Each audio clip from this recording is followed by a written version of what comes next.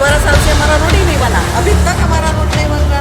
क्या बात है, बड़े बड़े रोड इधर उधर के बन रहे, बड़े बड़े बिल्डिंग के लोग वहाँ रहते हैं। मुलांना शाळेत मुलांना ॲटो पलटायची भीती वाटते तिथे, असे गड्डे झालेले आहेत आणि 30 वर्षापासून काहीच तिथे झालं, डेव्हलप केलेलं नाही। कांग्रेस का आमदार पिछले 20 साल से चुन के आ रहा है, वो मिनिस्टर बना नितिन राउत, तो वो भी उधर ध्यान नहीं दे रहा है। वो ध्यान दिया रहता, इधर आने की जरूरत नहीं रहती थी। आमदार को बताने के बाद में भी वो ध्यान नहीं दे रहा है। आमदार को ऐसा लगता है कि ये साला मनोज सांगड़े आमदार तो नहीं बनेगा, इसलिए पीछे लिया कि वो मेरे घर में आते थे, लोग बोले यार तेरे कारण नुकसान हो जाएगा, तो इस बार अब फॉर्म भरूंगा तो मैं पीछे नहीं लाऊंगा, इसके दबाव में भी नहीं आऊंगा। जनता बोलती है तो जनता के हिसाब से चलूंगा। भगत सिंह बनने के लिए मजबूर मत करो, यही मेरी बाकी राजनीतिक लीडरों से विनंती है। हमने इसके पहले भी कॉर्पोरेशन में एप्लीकेशन दिए थे, लेकिन उस पर भी कोई ध्यान नहीं दिया। हमने इसके पहले नितिन राउत जी को भी एप्लीकेशन दिए हैं, लेकिन उन्होंने भी कोई ध्यान दिए नहीं है। मनोज जी, ये बताइए, आज आपने मनपा आयुक्त से भेंट की है, आपके इलाके की कोई समस्या को लेकर क्या समस्या है? पिछले कितने बार आप यहाँ पर आयुक्त के कार्यालय में आ चुके हैं, कितने बार डेपुटेशन दे चुके हैं और कितनी पुरानी ये समस्या?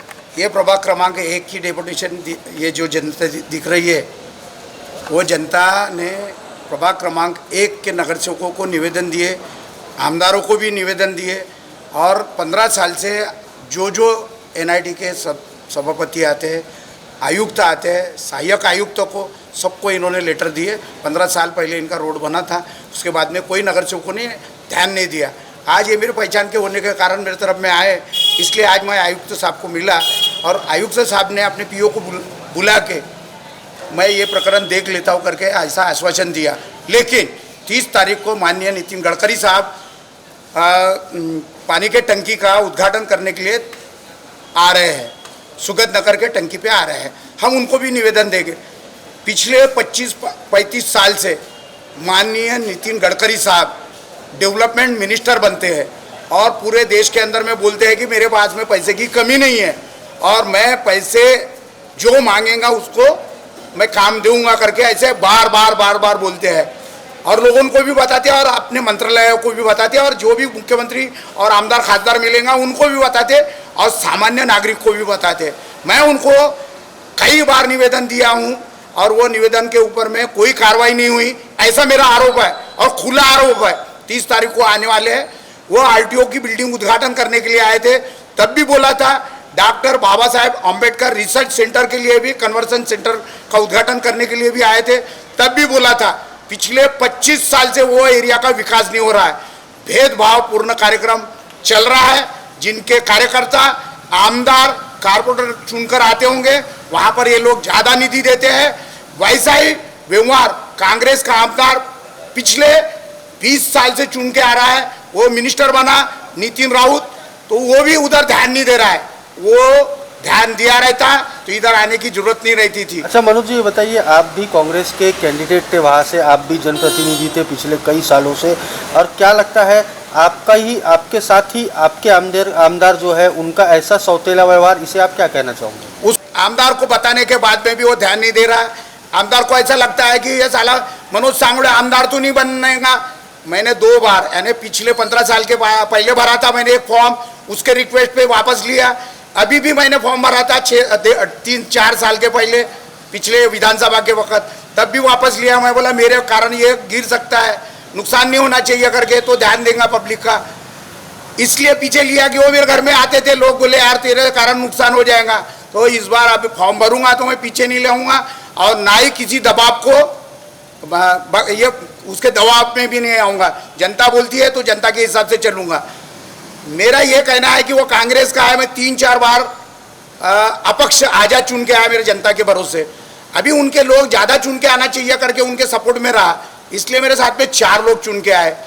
तो उसने खुद ने सोचना चाहिए कि मनोज सांगड़े अपने खिलाफ में खड़ा रहने की कोशिश करता है तो पहले उसका ध्यान दिया जाए। मैंने अपने जितने भी वीडियो जारी किया उसमें 10 बार बोला कि नितिन राउत अगर अच्छा काम करता है तो मैं कभी चुनाव नहीं लड़ूंगा विधानसभा का करके, अच्छा काम करता है इसलिए चुनाव नहीं लड़ूंगा बोलता, लेकिन ये बड़े बड़े रोड 15-20 साल से नहीं कर रहा, इसलिए मैं चुनाव लड़ूंगा, ये पक्का है। अजी मान लीजिए यदि रोड का काम नहीं किया गया तो आगे आपका क्या रोल होगा? अगर रोड का काम नितिन राउत करता है तो जरूर मैं चुनाव नहीं लड़ूंगा, ये भी बता रहा हूँ। नहीं एक किया बात, गया उन्होंने पैसे मंजूर किए थे, लेकिन पिछली सरकार बदलने के कारण वो उन्होंने स्टे दिया। नितिन राउत खोड़ गया, बंडू पारवे आमदार जो है वो भी खोड़ गए, केदार भी खोड़ गए। कोर्ट को विनंती है मेरी वाली कि वो जल्द से जल्द जितने भी अविकसित काम हैं जो विकसित होना चाहिए, तो कोर्ट ने उनको जल्दी से जल्दी सरकार को बोल के वो कोर्ट के मामले जो है निपटारा लगाना चाहिए, जो कि लोगों को वहाँ निजात मिल सकता है। रोज लोग गिर रहे हैं, स्कूल के बच्चे भी गिर रहे हैं और मोल मजूरी करने वाले भी गिर रहे हैं। सबसे ज़्यादा राजस्व देने वाला एरिया है मिनी ग्रामीण पुलिस के बाजू में ग्रामीण आरटीओ भी है, सिटी भी आरटीओ है। सबसे ज़्यादा देश के अंदर में सबसे ज़्यादा राजस्व देने वाला एरिया है। दारू की 4 लीकर कंपनियां हैं, वो लीकर कंपनियां का भी राजस्व जाता है। बड़े बड़े बिल्डर लोगों ने बिल्डिंगें बांध रहे हैं, वो भी टैक्स भरते हैं, बहुत पैसे भरते हैं डेवलपमेंट करने के लिए और नकाशा मंजूर करने के लिए। तो इतना सारा पैसा होने के बाद में ना एनआईटी ना कारपोरेशन ध्यान दे रही है। अभी आपने देखे होंगे कि मैं चलते चलते बात कर रहा था, तो हमारे को मिलने के भी टाइम नहीं दिया माननीय आयुक्त साहब ने, लेकिन चलते चलते चर्चा हो गई और उन्होंने हमारी अर्जी स्वीकार है। 30 तारीख को आने वाले गडकरी साहब आ रहे हैं, तो हम उनको निवेदन देने वाले हैं। अगर नहीं बनता है रोड तो क्या मैं अगर रोड नहीं बनेगा तो चुनाव में खड़ा रहूंगा, चाहे जो हो जाए देखा जाएगा। भगत सिंह बनने के लिए लोग मेरे को मजबूर कर रहे हैं, तो भगत सिंह बनने के लिए मजबूर मत करो, यही मेरी बाकी राजनीतिक लीडरों से विनंती है। समस्याओं से गुजरना पड़ता है। हमारे ये छोटी सी बस्ती है, छोटे छोटे घर है, 10 बाय 30 के प्लाट में हम रहते हैं और हमारी समस्या ये है कि 10-12 साल से हमारा रोड ही नहीं बना, अभी तक हमारा रोड नहीं बन रहा। क्या बात है, बड़े बड़े रोड इधर उधर के बन रहे, बड़े बड़े बिल्डिंग के लोग वहाँ रहते हैं, अतिक्रमण कर रहे हैं, वो उनका चलता है, लेकिन हमारा रोड नहीं बन रहा। हमारे बच्चे स्कूल में जाते हैं और रोड पर लाके छोड़ना पड़ता है, हमें टाइम नहीं मिलता, सुबह हमें काम रहता है, हमें टाइम नहीं मिलता, फिर भी रोड पर लाके बच्चों को छोड़ना पड़ता है। हर दिन कोई ना कोई वहाँ गिरता है, हर दिन वहाँ, और इतने वो गड्ढे गिरे हैं कि चल नहीं पाते। पैदल वाले नाही चल सकते तो गाडी वाले काय चल पाएंगे। तिकडे मोठे मोठे ट्रक येतात रेतीचे आणि तिथे रेती वगैरे टाकतात, त्याच्यामुळे जास्त गड्डे झाले आहेत, तर ते ट्रक वगैरे तिकडे यायला नाही पाहिजे। पिछले आणि कितने रोड सालों से व्हायला रोड पाहिजे। बना ऐसा बनाना भी पिछले कितने सालों से रोड नहीं है? आता 20 वर्ष झाले, मध्ये एकदा ते बनला होता, पण ते 8-15 दिवसातच पूर्ण खराब झालं ते। आज आप मनपा आयुक्त से मिले हो, क्या कहना है उनका इस मामले को? कुछ नाही, हमको हमारा रस्ता बनायला पाहिजे आणि तिथे अतिक्रमण पण झालेलं आहे, त्या अतिक्रमणमुळे अजून जास्त आम्हाला रस्त्याचा प्रॉब्लेम आलेला आहे आणि तिथे गड्डे पण खूपच झालेले आहे। ॲटो पलटायची, मुलांना शाळेत नेतात तर ॲटो पलटायची भीती वाटते, तिथे असे गड्डे झालेले आहेत आणि 30 वर्षापासून काहीच तिथे झालं डेव्हलप केलेलं नाही आहे। हमारे बस्तियों में हम 25-30 साल से वहाँ रह रहे हैं, लेकिन वहाँ पे ना रोड है ना गटर लाइन है, ये सब समस्या है। रोड में बड़े बड़े गड्ढे गिरे हुए हैं। हमने इसके पहले भी कारपोरेशन में एप्लीकेशन दिए थे, लेकिन उस पर भी कोई ध्यान नहीं दिया। हमने इसके पहले नितिन राउत जी को भी एप्लीकेशन दिए हैं, लेकिन उन्होंने भी कोई ध्यान दिए नहीं है। इसलिए अभी हम आयुक्त साहब को डेपुटेशन दिए हैं, अभी आयुक्त साहब क्या एक्शन लेते हैं तो वो देखते हैं। हमारी लेकिन समस्या ये है कि रोड और गटर लाइन, ये दोनों समस्या हमारी हल होने को ना, बस यही हमारी आयुक्त साहब से विनंती है।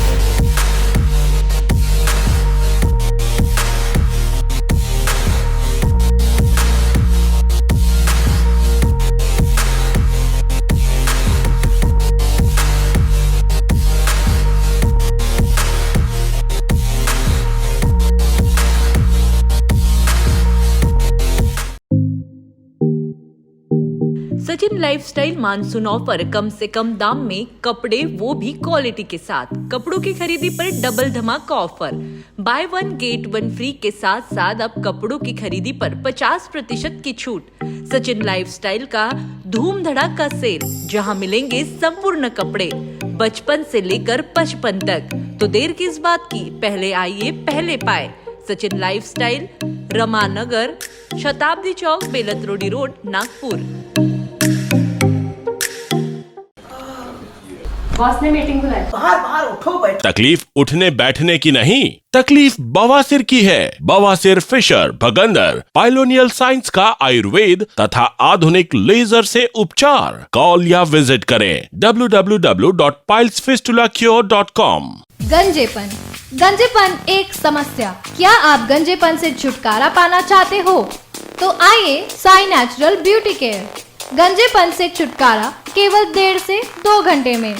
विदेश की टेक्नोलॉजी अब भारत में। American non surgical hair replacement centre, complete hair washable, hair weaving, bonding, tattoo and piercing centre, permanent and temporary tattoo. Sai natural beauty care, mister Vinod Jamdade, 9552333129 and 9226210293. Our branch, shop number 114, Sadode Plaza, near Podareshwar, Ram Mandir, CA Road, Nagpur, and Hari Archana Complex, block number 49, Utkhana Road, Medical Square, Nagpur.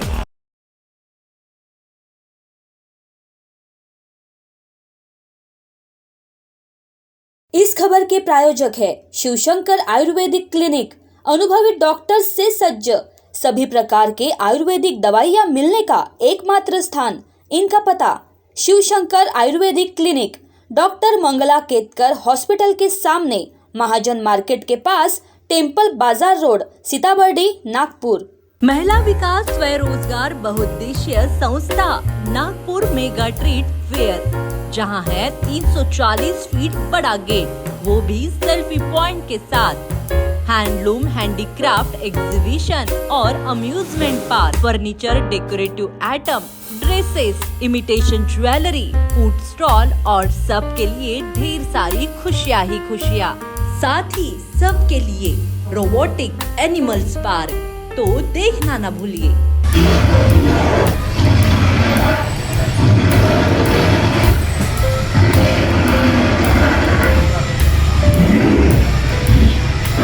पहुंच जाइए अपने बच्चे और परिवार के साथ। Nagpur mega trade fair, हमारा पता Padmavati Chowk, Manish Nagar, T point, Beltarodi road, Nagpur.